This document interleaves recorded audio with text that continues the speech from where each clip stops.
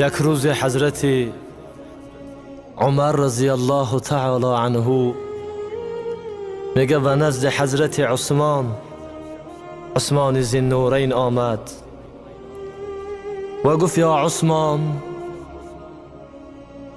ما امیر مؤمنان عمر دومین اصحاب رسول الله صلی الله علیه و سلم میخواهم برای تو یک چیز برسانم. حضرت عثمان ذی‌النورین فرمودند ای عمر بفرمایند. میگه حضرت عمر رضی الله گفت که یا عثمان، اگر عمر از دنیا بگذره عمر چی کار میکنین؟ حضرت عثمان ذی‌النورین فرمود یا عمر، بهترین انسان روی دنیا محمد رسول الله از دنیا گذشت و او را در داخل خاک گذاشتیم. ابوبکر صدیق اولین یاری وفادار رسول الله صلی الله علیه و سلم گذشت، او را نیز در درون خاک گذاشتیم. شک نیست یا عمر، شما هم که اگر از دنیا بگذرین حتما داخل خاک خواهین شد. حضرت عمر رضی الله میگه فردا شد و رو به مردم آورد در مجلس، گفت ای مردم امروز همه عمری را که شما خلیفه میخوانین،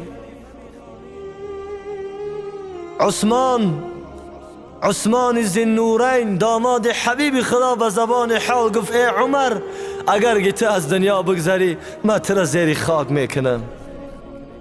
ای خلق خدا، ببینین که اگر شاهیم اگر گداییم همگی را خاک برابر میکند.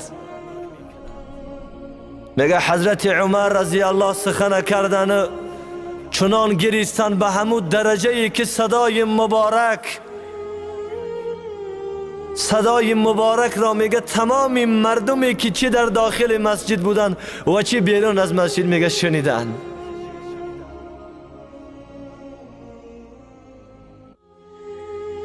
باری میگه حضرت عمر رضی الله به قبرستان گذر کردند، بالای یکی از قبرها نشستند و گفتند ای صاحب قبر، آیا میدانی که دنیا به زن و فرزندان تو چی کرد؟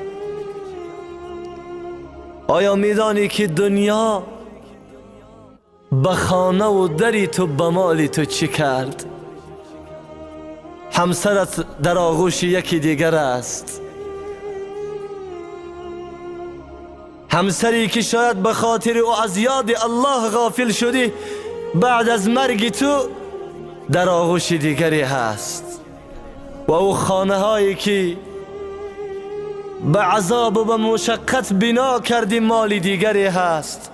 و او زن و فرزندانی که به عذاب و مشقت به وای رسانیده مشغول کارهایی هستند که در نامه اعمال اصلاح ثوابی نمی رسد.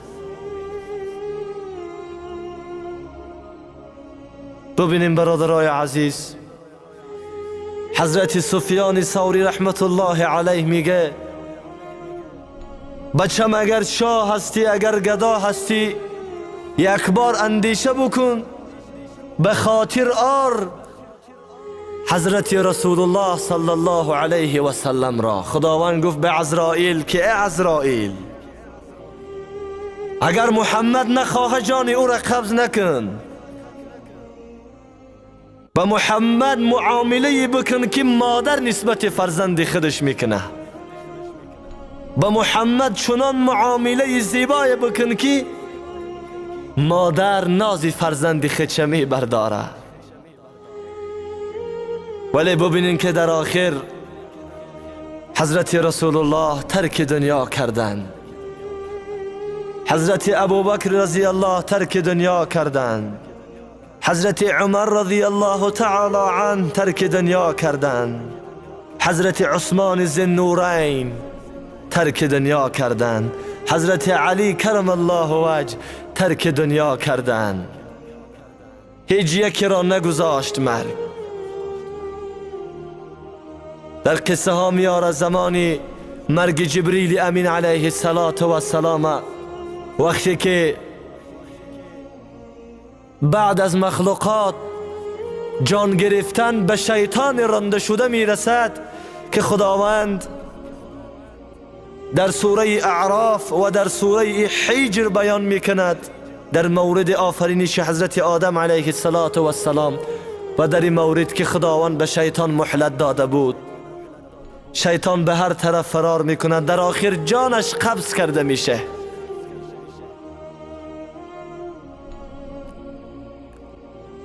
در آخر جانش قبض کرده میشه. حضرت اسرافیل، حضرت میکائیل و حضرت نوبت به حضرت جبریل و حضرت عزرائیل علیه السلام رسیده است. پروردگار حضرت عزرائیل را میگه یا عزرائیل، آیا کسی دیگر وجود دارد از مخلوقانی که در دنیا زنده باشند؟ حضرت عزرائیل میگه یا رب، تو داننده حالی که به جز من و جبریل دیگر کسی زنده نیست. خداوند میگه جان جبرائیل هم نیست، قبض بکه. جبریل امین علیه السلام گریه میکنه، میگه ای پروردگار آیا جانی مرا هم نیست قبض میکنی؟ ما کو وحی تو را، ما کو پیام تو را به پیغمبرات میرساندم. پروردگار میگه یا جبریل، بهترین شخصیت در پیشم که دنیا را به خاطرش آفریده بودم محمد بود، جانش قبض کردیم. یا جبریل، جان تو هم نیست قبض کرده می شود. جان تو هم نیست گرفته می شود و حتی عزرائیل هم نیست جانش گرفته می شود. حضرت جبرائیل امین میگه یک آه و فریاد میکشه به اهل آسمان، میگه یا رب، جبریل از مرگ نمی ترسه، جبریل اصلا پروای مرگ را ندارد. بله یا رب، از یک چیز من خواطر هستم. خداوند میپرسه یا جبریل از چی چیز خواطر هستی؟ حضرت جبریل امین میگه یا الله، سکرات موت را برایم آسان بکن. جبرائیلی که گناه ندارد، جبرائیلی که معصوم است، جبرائیلی که حتی لغزش نمی کند، جبرائیلی که از روح الله است. وجود ملائکه ها از نور است. ببینیم که حضرت جبرائیل هم نیز گذشت، حضرت عزرائیل نیز می گذرد و جز پروردگار مهربان همه. بعد از آنی که در دنیا کسی دیگر وجود نمی ماند، کسی نیست، خداوند صدا سر می زنه لمن الملک اليوم. امروز پادشاهی زمین و آسمان از آن کیست؟ چی کسی امروز زنده مانده است؟ کسی وجود ندارد، کسی جوابی نمی دهد. الله مهربان می فرماید باز در جواب که لمن الملک اليوم لله الواحد القهار وترى المجرمين يومئذ مقرنين في الأصفاد سرابيلهم من قطران وتغشى وجوههم النار. رسول الله صلی الله علیه و سلم و مادرمون حضرت عایشه رضی الله فرمود: یا عایشه، در شب معراج که از امتهایم را در بالاترین طبقه دوزخ دیدم، امتی که به یکدیگر شب بد می دیدن، امتی که غیبت می کردن یکدیگر. گفتم یا مالک، یا جبریل، اینها که ها هستند؟ مالک دروازه‌بان دوزخ گفت: یا رسول الله، یا یکی از امتان شما هستند که در دنیا غیبت میکردن. مادرمان حضرت عایشه میگه وقتی رسول الله نام امت چه میگرفت، اشکای مبارک جاری میشد و میگفت: یا رب، نگذار که امت من جاودان در دوزخ بمانه. بخاطر کدام امت؟ انا همی امتی که امروز دور هستیم از سنت این دلسوز و رحمدیل اخلاق نکوی داشتن، دور هستیم از اخلاق زیبای ایشان.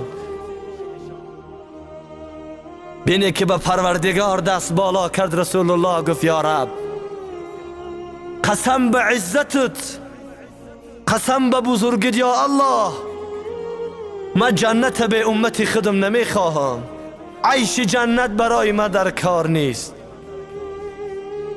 نخواهم عیش جنت را، نبخشی امتانم را.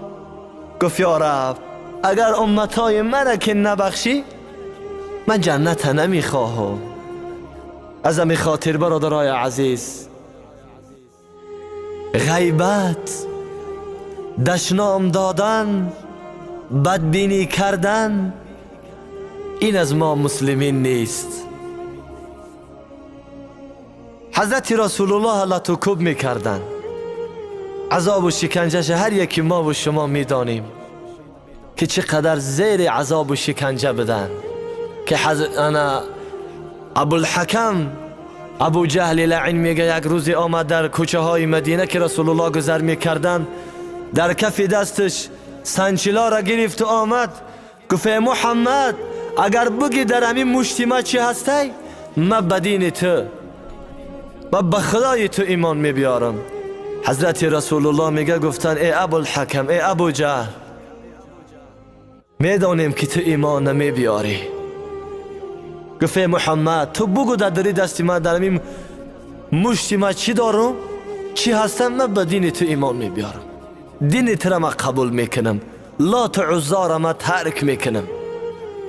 حضرت رسول الله میگه با ابو جهل نگاه کرد و گفت: یا ابو جهل، میخواهی بگم در درون همون مشت، در درون همون پنجه چیه، یا این که بگن که ما کیم؟ ابوالحکم ابو جهل گفت: البته که یک منگیش خوب تره، یا بگن که تو کی هستی و چی هستی. میگه از چند لحظه گذشت که همون سنچلایی که در کف دست ابو جهل لعین بود، خداوند زبانشان داد و با گفتن کلمه الله، با گفتن کلمه لا اله الا الله محمد رسول الله، میگه یعنی که زبان دراز کردن و گویاشان کرد الله. ابو جهل لعین سنچلا را در زمین زد، گفت: محمد، تو جادوگر هستی. حضرت امام غزالی رحمه الله را میگه: بچم، دین محمدی همیشه به عذاب و شکنجه رسید، دین محمدی همیشه به عذاب و شکنجه رسید. مبادا که اگر در یک برادرت، در یک دوستت یک حدیث را، یک قصه عبرت آمیز را که گفته، اگر دیگرات را سرزنش کردن اصلا خواطر نشه. ببینین که پیغمبر وقتی قرائت میکردن، سخن خدا را میرساندن، مردم میگفتن تو دیوانه هستی. آیه زیبای سوره و نجم بخوانیم که خداوند میفرماید بسم الله الرحمن الرحیم و النجم اذا هوى ما ضل صاحبكم وما غوى وما ينطق عن الهوى إن هو إلا وحي يوحى علمه شدید القوى. او چیزی را که محمد برای ما و شما میرسانه او ای هوا نمیگه، او وحی هست از جانب پروردگارت. همی هر کسی که راهی مقدس اگر راهی دعوت پیشه گیره او بی بلا نمیمانه. حضرت مولوی را میگه ما شاخ درختیم پر از میوه توحید، هر ره گذر سنگ زند آر نداریم. همون میوه توحید انا هموی هستی که وقتی برادر میگه برادر شراب حرام است، برادر نماز بخوان، برادر زنا نکن، برادر غیبت نکن، برادر خدا را بشناس، برادر در قانون خدا استوار باش، در زیر اطیع الله و اطیع الرسول باش. بچه میگه وقتی که تو در زیر ای باشی اگر تو بدان که از هر طرف مردم سنگسارت میکنه، نه که تو محمد باش.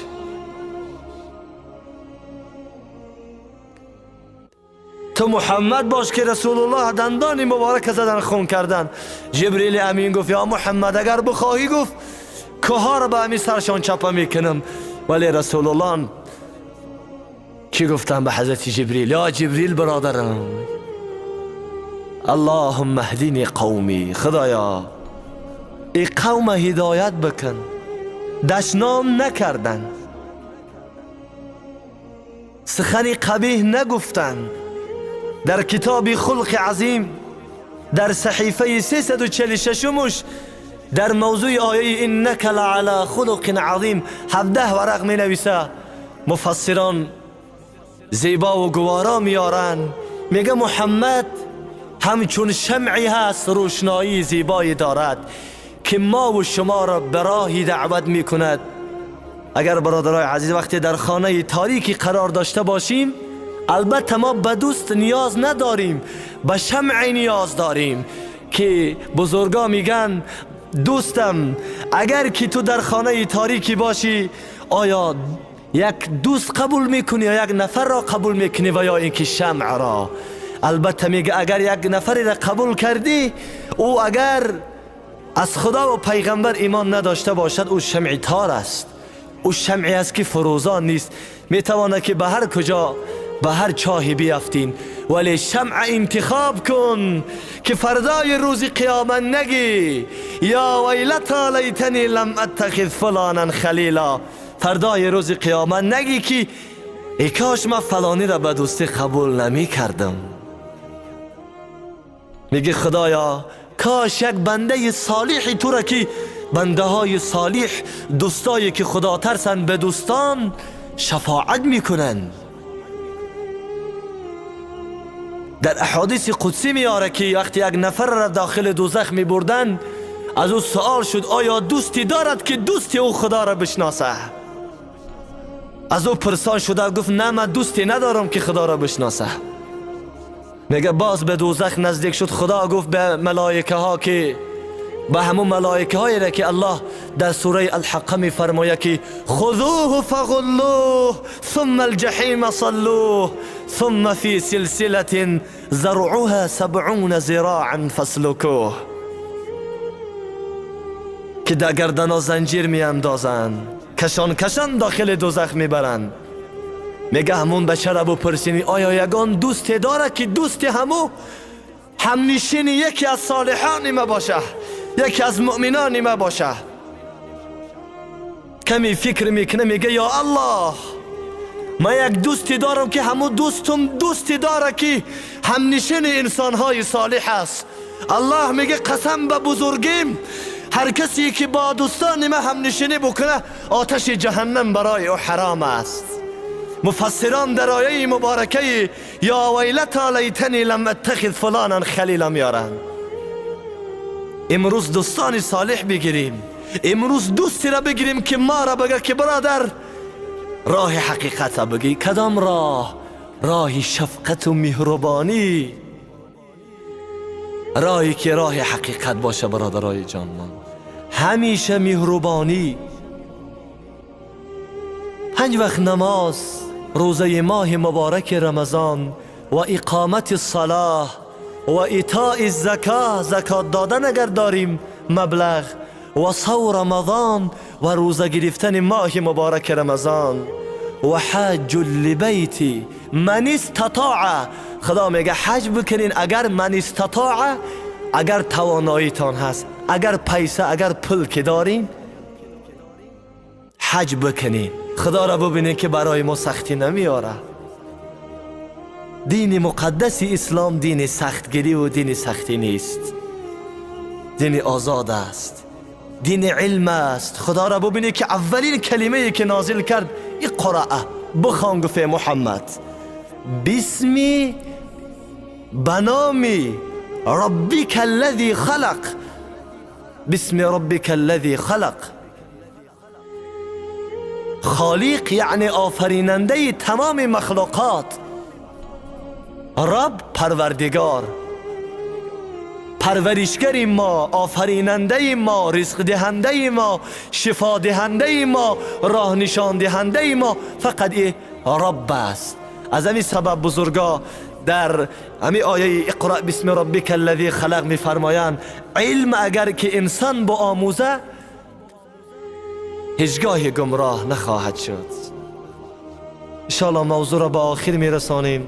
خداوند ما و شما را برای اهدنا الصراط المستقیم هدایت کرده باشه. الله صلح و صلاح و آرامی و آسایشتگی را در وطن عزیزمان و در دیگر دولت‌های روی دنیا پاینده و استوار بگردانه که خداوندم نیز در قرآن صلح خیر، یعنی اگر شما با یک دیگرتان اتفاق باشین، اگر صلح باشد الله صلح دوست می‌داره. حتی میگه پروردگار سخنی است دروغی را که اگر برای صلح باشه او سخن دوست می‌داره، ولی اگر راسته که برای فتنه انگیزی باشه الله او سخن بد می‌بینه. الله اکبر. از همین خاطر همیشه اتفاق باشیم، دشمنی نورزیم. السلام علیکم و رحمت الله و برکاته.